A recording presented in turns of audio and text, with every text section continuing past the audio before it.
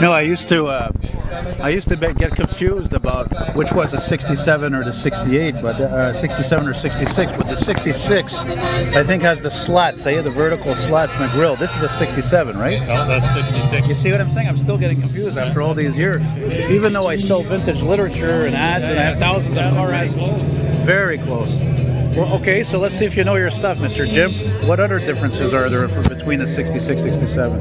Are the taillights the same? Taillights are different, I believe. Now, by the way, guys, I should say, Yeah, the taillights are different. The other ones I'm are here in round. Carlton Place, by the way, southwest of Ottawa. I'm here only because of Ed and his dad coming here in the Vista Cruiser. I'm thrilled. It's the middle of October at a car show. My mind is blown away. And here's a four-door Fairlane, which I don't think I've ever seen a four-door. But I did once see when I was in Bridgeport, Connecticut, a two-door Post. Imagine trying to find that. So, I'm sorry, you were saying? I think it's the tail lights, it's the backup light. Yeah. Back. These are up and down. I think the 67 or the other. So the gentleman was telling me this car is actually from Florida. So what does the odometer show for mileage? We'll take a picture. I like it. I like how it looks kind of luxurious for a car that was basically a mid-size economy car. And it's not a Fairlane 500. And look at this. Hey, you know what's funny? I had noticed when I walked by this car before, it's got a lot of scrapes on it. This car looks exactly what a car from New York would look like. Excuse me, sir. Let me just wedge into you next to you for a second here. That's how they look in New York, man. A lot of old cars. Because it's a freaking jungle over there. Worse than where I'm from in Montreal, which we're probably running second. Oh, it is a Fairlane 500. I've had too much coffee today. Ah, classic Kragers. You could put Kragers on a Citation, it would look good.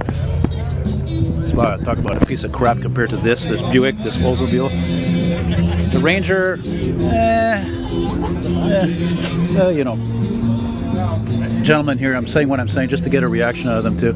Look at this rear end here. Whoa, daddy. Somebody really loved this car, man. This is the kind of car that could have went to the junkyard easily or had its 289 pulled out and put into something else easily. But that's what love is, man. Just like Ed's father's station wagon, original owner. He never sold a car. It's incredible. Whoever heard of such a thing? Oh, what's this?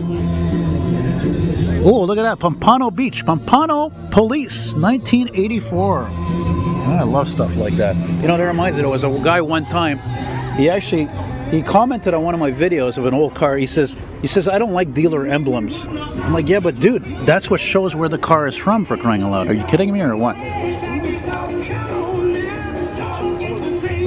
Hey, is that an AC car? Yeah. I saw the vents. That's a Florida car right there, eh? Yeah, I didn't. Amazing. The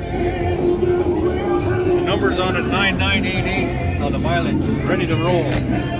So what's with the for sale sign? Is it for sale or it's just there? Or? Yeah, it was there.